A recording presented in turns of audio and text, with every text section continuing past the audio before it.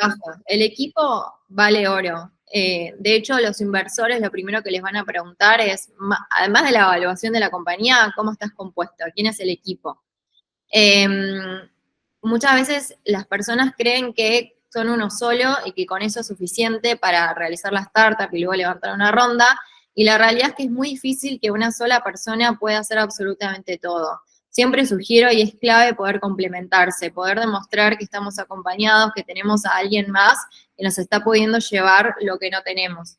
¿Sí? Esto genera muchísima confianza frente a los inversores y además en la práctica realmente ayuda un montón contar con otras manos a la hora de querer emprender y realizar el proyecto.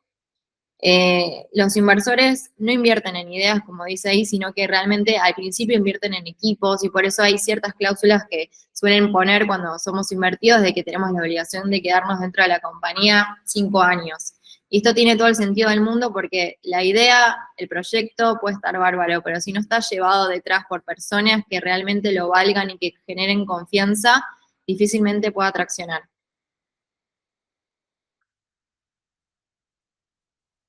Bien, otra cuestión que es muy importante es los competidores, y esto es sumamente importante entender cómo está compuesto el mercado y quiénes son las personas o quiénes son las compañías que tienen nuestra competencia. Hay que primero entender cómo funcionan, cómo están compuestas, qué es lo que hacen, dónde está el modelo de negocio, su escalabilidad. Y una vez que entendemos eso, poder decir, bueno, ¿dónde está nuestro diferencial? ¿Por qué nosotros somos mejores que el resto? ¿Cuál es nuestro objetivo que nos viene a demostrar que justamente nos vamos a poder diferenciar de los demás? ¿Por qué voy a querer demostrarle a un inversor que yo soy mejor que la otra compañía? ¿Por qué voy a querer demostrar que soy mejor que la compañía que lidera el mercado? Muchas veces se cae en este error de no hacer este tipo de comparaciones, y esto es sumamente importante, ya sea porque queremos levantar capital y queremos influenciar a los inversores en elegirnos, o internamente de la compañía tiene que hacer ciertas estrategias de negocio para poder justamente diferenciarse del resto. Otra cuestión que es sumamente importante desde el punto de vista legal es todo lo que está relacionado con la propiedad intelectual. Es muy importante tener en cuenta que la propiedad intelectual del negocio vale oro y hay que cuidarla un montón. Y esto viene de la mano con un sinfín de cosas, como por ejemplo el registro de marca. Tienen que saber que la marca no se puede registrar en... Ahora, ahí veo unas preguntas que si les parece las van dejando y cuando termine la charla las respondo. Pero la marca, como bien les venía diciendo, es algo que muchas veces se deja de lado. Se dice, bueno, no sé, registro de marca, lo hago después, o a veces está esta creencia de que de que se hace a nivel mundial. Tienen que saber que la marca la tienen que registrar en cada país donde van a querer operar. Entonces, no sirve que yo registre la marca en Argentina si yo ya sé que voy a tener mercado y operaciones dentro de Brasil también. No saben la cantidad de casos que hay donde lo que sucede es que la compañía le va súper bien, tiene un montón de clientela, pero no hizo nunca el registro de marca. Y cuando se dan cuenta que ya son lo suficientemente grande que están obligados a hacer un registro de marca, porque si no van a tener un montón de problemas, en estos casos muchas veces sucede que ven que la marca ya se encuentra registrada. Entonces, si la marca ya se encuentra registrada, no sé si han visto, pero muchas veces está todo el rebranding de un montón de compañías, que es un cambio de nombre, se hace justamente, no siempre, pero muchas veces porque la marca ya se encontraba registrada y no les quedaba otra alternativa. Entonces, una sugerencia importante es no caigan en esto porque ya pierden un montón de clientes que los conocen, saben quiénes son. Hagan una investigación de mercado previa, si ya saben que van a querer operar en ciertos países o esa es la planificación a futuro, entonces que justamente digan, bueno, hagamos un estudio de mercado, asesorémonos correctamente para ver si la marca es viable registrarla en estos países. Tal vez no hacen el registro de marca en todos los países donde creen que van a operar porque es un trámite costoso, pero al menos en los países iniciales, o al menos tener la tranquilidad que al día de hoy esa marca no se encuentra registrada. Lo mismo sucede con el software. Si tenemos un software que realmente es diferente al resto y lo queremos identificar, hay que registrarlo. Lo mismo sucede, por ejemplo, con todo lo que tiene que ver con el cumplimiento regulatorio. Es muy importante todo lo que esté relacionado con la recopilación de datos personales. Existen un montón de compañías que lo que hacen es recopilar datos personales de las personas, de los usuarios, y eso cedérselos a terceros. Bueno, eso si no está bien registrado y no está en cumplimiento de la normativa, pueden caer en un montón de conflictos el día de mañana y multas exorbitantes que pueden terminar fundiendo a la compañía. Y ni les digo si, por ejemplo, tienen una recopilación de datos personales de entidades y personas que están en Europa, ¿sí? Ahí todavía las normativas son más rigurosas. Entonces, hay que hacer un correcto asesoramiento inicial sobre, bueno, esta es mi propiedad intelectual y así es como la voy a proteger. Lo mismo si tenemos términos y condiciones y políticas de privacidad, son cuestiones básicas que deberían estar en toda plataforma de una compañía. Y sobre esto está relacionado también la evaluación de la compañía. Cuando queramos buscar capital, si no tenemos estas cuestiones en regla, seguramente los inversores, al momento de tener que hacer una negociación de la evaluación, vean que todo esto esté faltando y nos castiguen la evaluación de la compañía por meramente estar en cumplimiento de estas cuestiones básicas.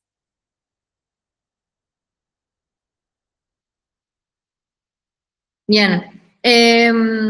También es muy importante poder demostrar las métricas de la compañía. Es decir, una vez que ya estamos insertados en el negocio y ya nos está yendo bien y ya hemos demostrado cómo nos vamos a diferenciar de nuestra competencia, hay que demostrar las métricas de la misma para generar confianza frente a los inversores. Tenemos que tener en cuenta que las startups son compañías de riesgo porque 9 de cada 10 startups fracasan. Entonces, cuando nos están queriendo invertir, es muy importante que en nuestro deck, que es esta presentación que le vamos a hacer hacia los inversores, podamos no solo demostrar quién es nuestra competencia, sino además cuál es el progreso que vamos a tener. Y esto, de nuevo, no solamente nos va a servir para nosotros como compañía, sino para atraer a distintos inversores.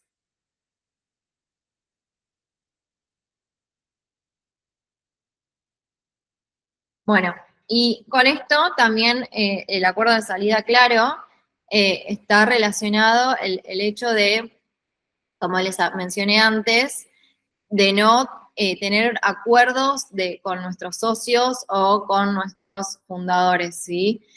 Como les mencioné, es súper habitual que en un inicio queramos unirnos con nuestros familiares y amigos y que por ese sentido no tengamos acuerdos entre nosotros.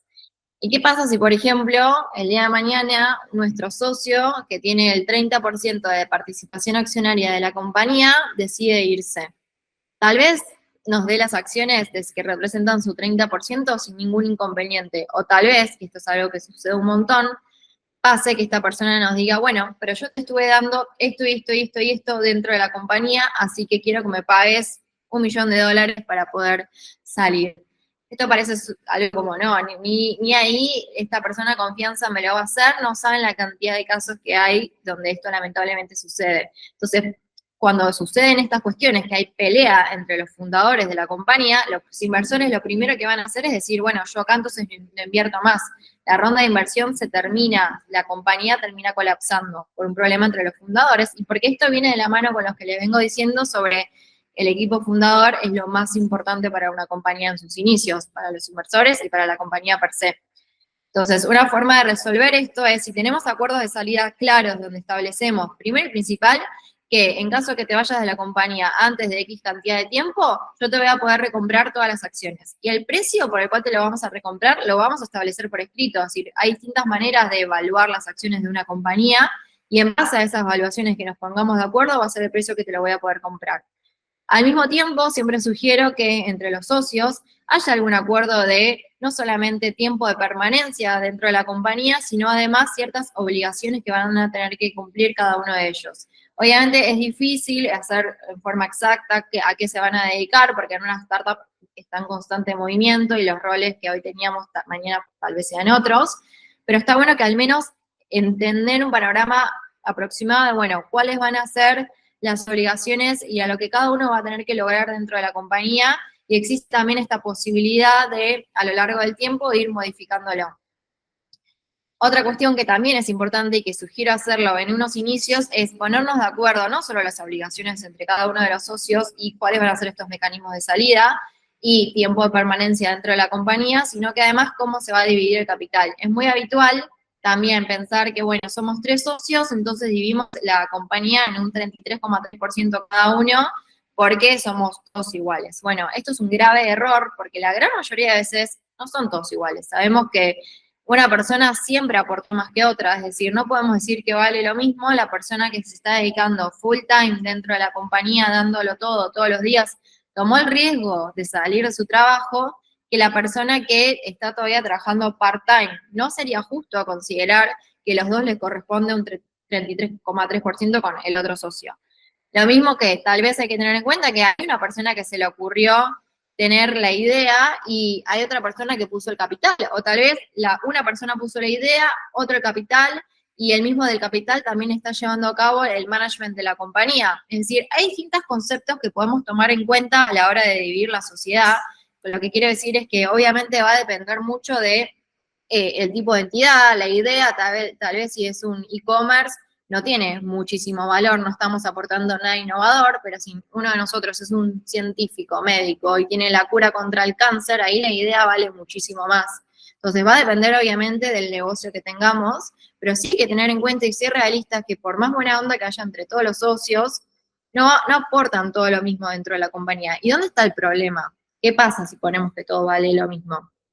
En un futuro esto puede generar bastantes problemas internos, porque al final del día la persona que estuvo aportando más va a levantar la mano el día de mañana y va a decir, espera, ¿por qué yo estoy teniendo lo mismo que vos si en un inicio está demostrado que yo aporté muchísimo más? Bueno, esto lo tuvieron que haber resuelto antes, no cuando la compañía ya está armada. Obviamente esto se puede ir modificándose, pero cuanto más transparencia haya entre el equipo fundador, más claro va a ser todo, va a generar mayor tranquilidad, y no solo frente a los mismos fundadores de la compañía, sino que da paz mental a los inversores saber que entre el equipo fundador hay un acuerdo, un pacto de socios o un founder vesting agreement, existen distintos términos de este tipo de documento, y saber que están todos alineados, que todos apuntan hacia el mismo lado y que en caso de que haya algún conflicto está el mecanismo de resolución bien entablado. Entonces, esto es sumamente importante y lo recomiendo cuando están recién iniciándose, poder tenerlo, porque la incomodidad entre ustedes lo que va a terminar haciendo es que sea todo después mucho más fácil de resolver. Bien. Acá vamos un poco más a lo que es una gran problemática que muchas veces veo que, bueno, cuando estamos decidiendo levantar una ronda de inversión, muchas veces no se hace el análisis pertinente y no se establece, bueno, ¿cuánto dinero realmente quiero levantar? Siempre se considera que, no siempre, no, muchas veces se considera que no importa, levantemos capital, que el capital siempre nos va a servir. Bueno, la realidad es que eso no es así. Siempre tenemos que tener en claro que la cantidad de dinero que vayamos a levantar tiene que primero servirnos para al menos tener caja por cierto tiempo, ¿sí? Porque una vez que la ronda de inversión está abierta, va a haber un cierto tiempo donde se le va a dedicar energías a buscar inversores, a levantar capital, y luego esa ronda de inversión se cierra, ¿sí? Entonces, por más que es verdad que no es que es obligatorio que haya un plazo establecido, sí tenemos que ser lo suficientemente inteligentes como para poder proyectar cuánto dinero actualmente vamos a necesitar dentro de la compañía. Y además de proyectar cuánto dinero vamos a necesitar dentro de la compañía y que nos deje sobrevivir al menos mínimo 6 meses, ¿sí? Nuestra primera ronda de inversión, tenemos que estipular cuánto de este dinero le vamos a destinar a qué. Muchos inversores, cuando te invierten dentro de la compañía, te piden que, por ejemplo, le dediques mínimo un 5% a marketing. Bueno, ahí nos están diciendo cuánto vamos a tener que destinar. Pero muchas veces esperan que seamos nosotros los que cuando queremos levantar el capital podamos demostrar, bueno, esto es lo que somos, esta es nuestra competencia, esto es lo que venimos a resolver, así es como está conformado el equipo, y este es el dinero que necesitamos porque vamos a hacer con este dinero XXXX, ¿sí? Eso genera muchísima más confianza también del otro lado, porque da un entendimiento que saben lo que se está haciendo y para qué. Entonces, es muy importante poder tener esto bien en claro.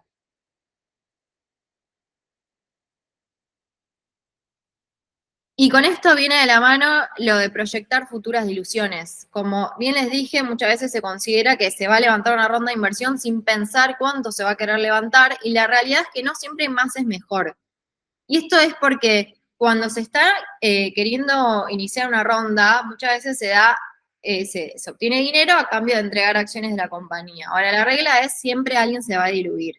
Entonces, si yo levanto una ronda de inversión con una evaluación súper baja, sin proyectar cuánto realmente necesito y cuánto me voy a diluir en un futuro, me termine pasando tal vez que llegada a una serie A o al momento de entregar acciones de mi compañía a todos los inversores que me invirtieron, me encuentre con que levanté tanto capital, ¿sí? Que entregué muchísimas acciones de mi compañía y cuando tengo que ver cómo quedé en el cap table, me quedé con el menos del 50% de la participación accionaria de la compañía.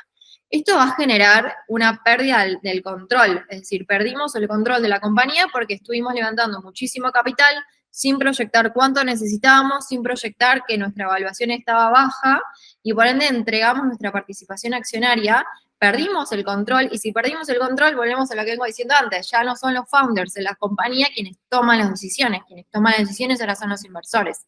Y nadie en una etapa tan temprana va a querer invertir en una compañía donde quien no toma las decisiones son los founders, porque de nuevo, los founders son lo más importante de una empresa.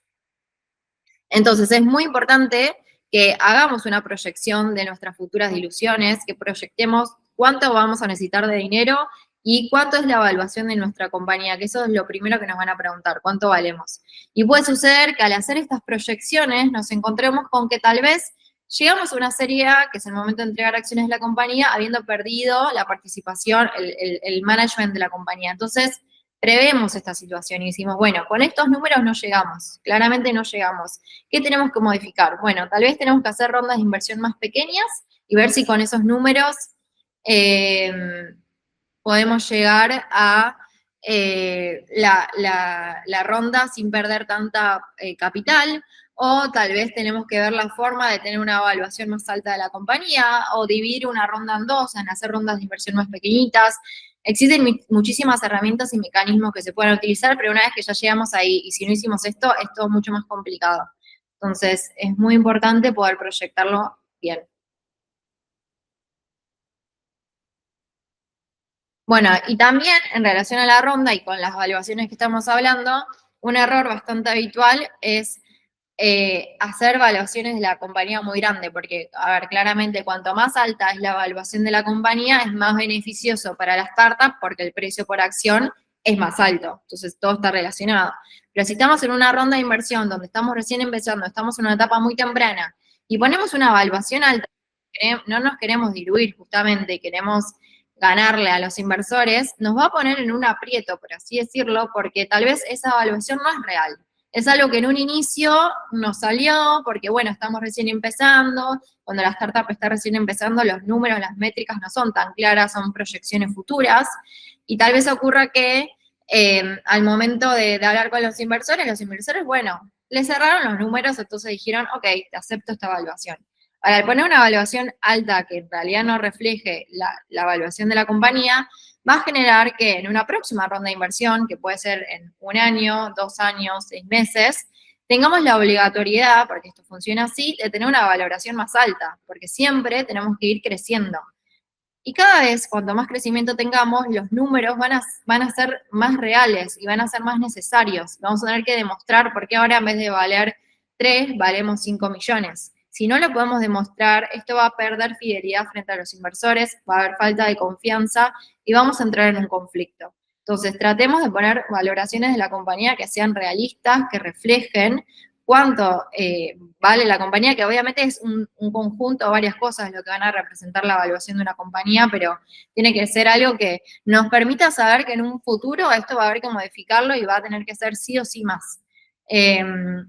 Es normal, puede pasar que por algún motivo la valoración de la compañía baje, tiene sus consecuencias, pero lo ideal es evitar que esto pase y para eso es mejor bajar un poco la evaluación, perder un poco de equity en un principio, pero ya en una segunda ronda ir más fuertes con valoraciones más altas.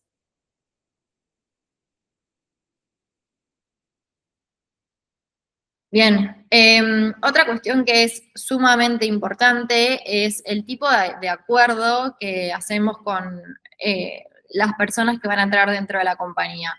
Es muy habitual que una startup, para querer retener talento, ya sea porque quiere un trabajador, porque como bien vimos, el equipo es lo más importante y el equipo no es solamente los fundadores, sino que muchas veces están los key employees, que son esas personas, empleados clave dentro de la compañía, o asesores. Es muy normal que en una startup en sus caminos tenga lo que se llaman advisors, que son personas con conocimiento sobre la industria que van a ayudar al impulso de la compañía y que para justamente poder retener este talento, porque una startup en los inicios no tiene el capital suficiente como para pagar un sueldo competitivo, esto es una realidad.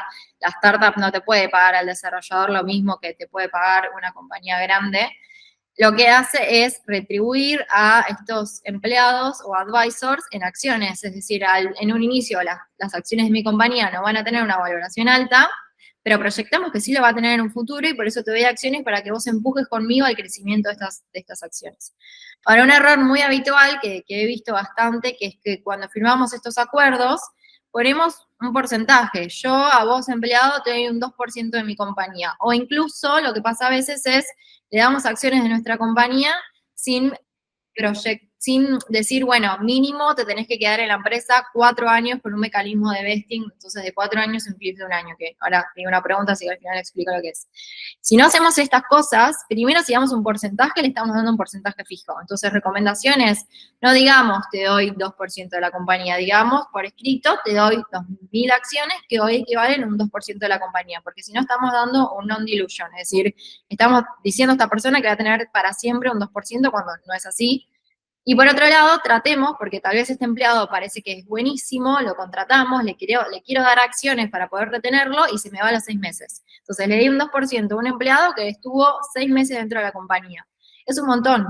Entonces, para esto también se utilizan mecanismos de vesting, que es, bueno, tenés que permanecer dentro de la compañía un mínimo de 4 años, vas a ir adquiriendo las acciones a lo largo del tiempo, el primer año no vas a recibir nada, vas a recibir acciones después. Entonces, conjugando estas cuestiones, le damos mayor valor a la compañía porque podemos tener empleados que realmente creemos que la rompen, que son buenísimos, y tenemos la tranquilidad además de que estas personas tienen que tener una permanencia mínima para ganarse esas acciones y empujar a la compañía.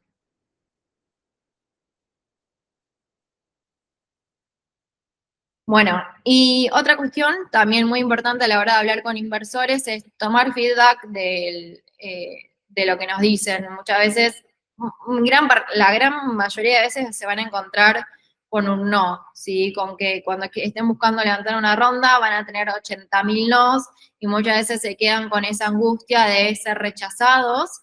Y creo que es muy importante aprovechar el no para decir, bueno, ¿qué debería mejorar? ¿Qué debería cambiar?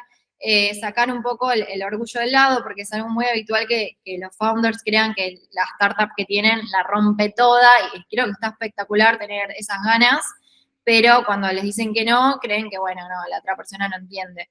Pueden haber ciertos motivos por los cuales esté ese no. A veces son erróneos, a veces se tienen 10.000 nos, hasta que un VC importante les dice que sí, y de repente todo el mundo quiere invertir, eso es muy normal, pero a veces realmente hay ciertos criterios que están faltando, como por ejemplo las métricas que hablamos antes, no demostrar por qué la startup sobresale sobre otras, no haber investigado suficientemente al mercado y no haberlo podido establecer en ningún lado.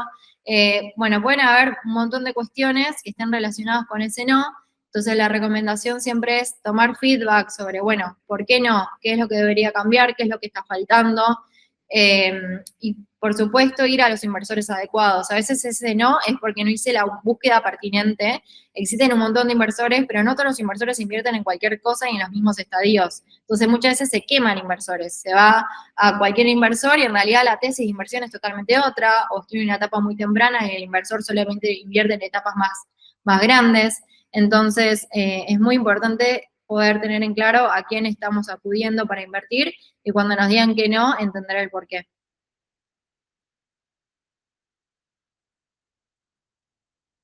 Bueno, y con esto culmino la presentación general, que creo que son las cuestiones que está buena que tengan en cuenta si están buscando invertir o están asesorando, porque son errores muy, muy, muy, muy comunes. Voy a leer, si les parecen, algunas preguntas que vi acá. Obviamente, si alguien tiene alguna otra pregunta o duda, la puede escribir o pueden levantar la mano si así quieren. Acá hay una pregunta de Carlos que dice, cuando se hace, por ejemplo, un vesting con One Year Cliff con todos los socios, mientras que pase ese primer año, ¿en dónde empiezan a capitalizar ese porcentaje de la compañía? ¿A quién le pertenece la compañía? En realidad, lo que yo uso para los founders de una compañía es lo que se llama el reverse vesting, que básicamente es que todos los socios en un inicio tienen las acciones de la compañía, no es que se las voy a dar porque quién se la da a la compañía, pero al principio si no, no hay founders y se establece que todas esas acciones se ponen en garantía. Entonces, yo tengo el 100%, pero sujeto a una garantía y en caso de incumplimiento me pueden recomprar las acciones. Sí, acá otra pregunta que dice, dentro de los contratos laborales debería realizarse una especie de cláusula o algo relacionado con cesión de derechos de propiedad intelectual. ¿Cuándo es eso útil y o necesario? Esto es sumamente importante y está relacionado con cuidar nuestra propiedad intelectual. Tienen que saber que todo lo desarrollado es propiedad de quien lo desarrolló. Entonces, si yo encomiendo un trabajo de desarrollo de mi plataforma a un tercero y no firmé absolutamente nada, ese tercero es dueño de mi plataforma, lo cual es un grave error. Para evitar que esto suceda, ya sea en los contratos laborales o el acuerdo de prestación de servicios, de encomendación de desarrollos, tenemos que tener un acuerdo de prestación de cesión de derechos. Se me apagó la pantalla, así que voy a entrar un minuto. No sé si alguien quiere leer la pregunta, pues no puedo leer la pantalla. Te leo, Bren. ¿En cuál estábamos? ¿La del contrato laborales o ya querés que te lea la siguiente? La siguiente. En Argentina hay régimen para socios silenciosos. No sé eso qué significaría, régimen para socios silenciosos. No sé si quieren explicarlo. Sí, no sé si ahí si quieren repreguntar. Y la siguiente dice, la cantidad de acciones equivale a un porcentaje de la compañía, hay que hacerlo con un vesting y establecer un cliff. No sé si es una pregunta más una afirmación. A ver, para que la voy a leer acá, porque entré el celular. Dice, a ver, no lo puedo leer. ¿Cómo dice la pregunta? Em, la cantidad de acciones equivale a un porcentaje de la compañía, hay que hacerlo con un vesting y establecer un cliff. Sí, exactamente. La cantidad de acciones va a estar relacionada a un porcentaje de la compañía, pero vamos a poner cuántas acciones son, no al porcentaje. Y después la otra parte que es importante es que tenemos que establecer que va a estar, obviamente hay que ver si son founders o empleados, pero en general se hace mediante un mecanismo de vesting, que es que le doy acciones a lo largo del tiempo, y un cliff, que este cliff es de un año. Por si no se entiende, el cliff es básicamente que por un año, por más que hayamos establecido que te voy a dar acciones en forma mensual a lo largo del tiempo, por un año no vas a recibir nada. Entonces esto nos sirve como periodo de prueba para que mínimo para recibir la cantidad de acciones que deberías quedarte, tenés que estar un año trabajando en la compañía y todos tenemos que estar a gusto con tu trabajo, ¿no? Y esa persona obviamente con la compañía. Y después dice, supongo que se refiere a testaferros, supongo que vuelve a si en Argentina hay algún régimen para socios testaferros. Media rara la pregunta, así que ahí no sé bien a qué nos estamos refiriendo. Bueno, esas son un poco las que están escritas. Si hay alguna más, igual la pueden ir dejando. Les vuelvo a contar que con Brenda tenemos un curso en Academia Profesional FILAD sobre asesoramiento legal para emprendimientos y startups. Este webinar o esta charla que dio hoy es solo una introducción, uno de los temas, de los tantos temas que se ven dentro de este curso. Es un curso que cuenta con varias clases, es híbrido, tiene clases tanto en vivo como la de ahora, como clases ya pregrabadas. Es la segunda edición que Brenda da de este curso. Les comento un poco también, bueno, para que puedan ir conociendo la propuesta de qué se trata, digamos, FILAD y este curso. Cuenta, como les decía, con estas clases en vivo. Además, bueno, la profe siempre está compartiendo, tanto dentro de la plataforma como en el grupo de WhatsApp, material complementario. No sé, Bren, si nos puedes contar un poco, supongo que compartirías documentos, archivos relacionados a las temáticas, ¿verdad? Sí, exacto. A ver, la realidad es que el curso está orientado tanto para abogados, no sé si acá son todos abogados, pero está orientado para abogados como también para emprendedores. Yo creo que sirve muchísimo para aquellas personas que estén buscando emprender o estén en el proceso de emprender.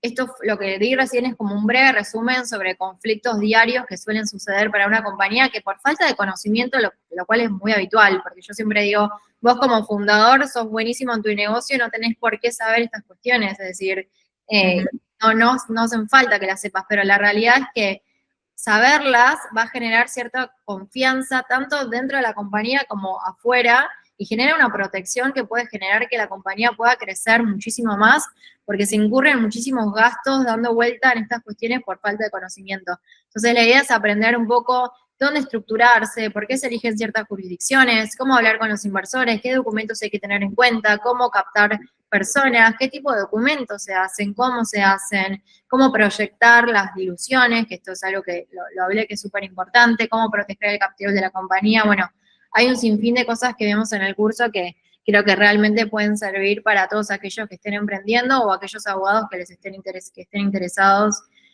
Acá, bueno, veo que hay un abogado que estén interesados en poder meterse en el mundo de las startups, que, bueno, para mí es apasionante y creo que hay muchísimo por aprender.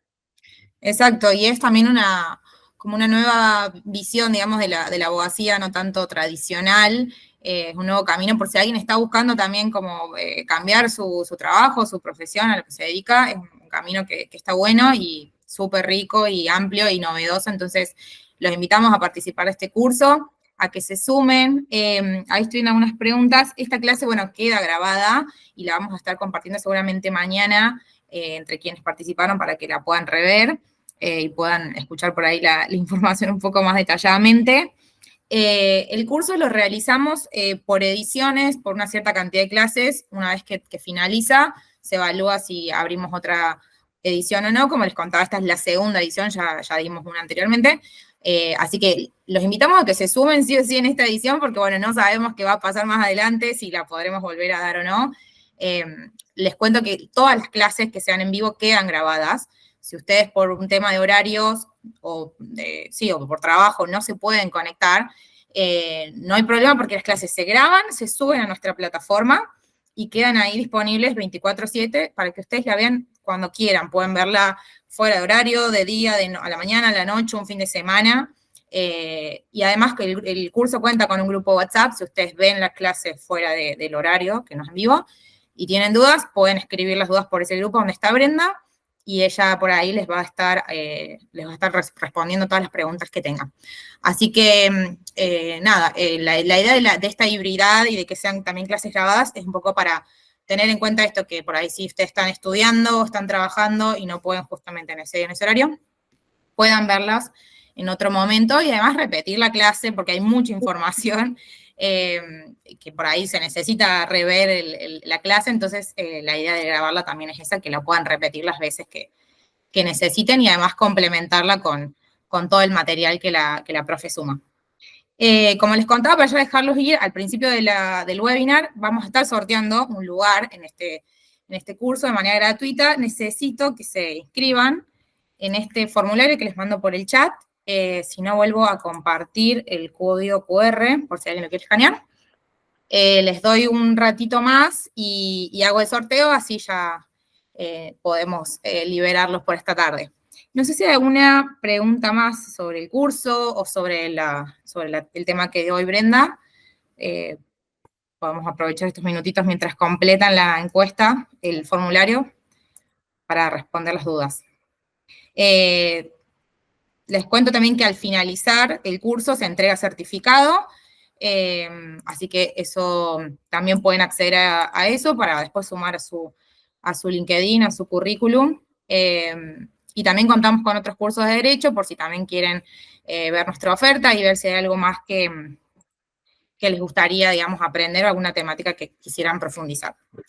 El grupo de WhatsApp se habilita cuando ustedes realizan la compra del curso. Cuando ustedes ingresan, ya realizan el pago e ingresan a la plataforma, ahí les va a dar la opción de sumarse al grupo de WhatsApp. Es un grupo que va a estar todos los que accedan al curso y la profe. Bien. pudieron sumarse al formulario, ya estarían todos, si no, procedo ya a hacer el sorteo. Mira, Brenda, ahí te hace otra pregunta. Te espero, Carlos, si querés, y le leo tu pregunta, Brenda. Dice, el curso abarca un panorama para Latinoamérica, es decir, para la estructuración de startups a nivel Latinoamérica.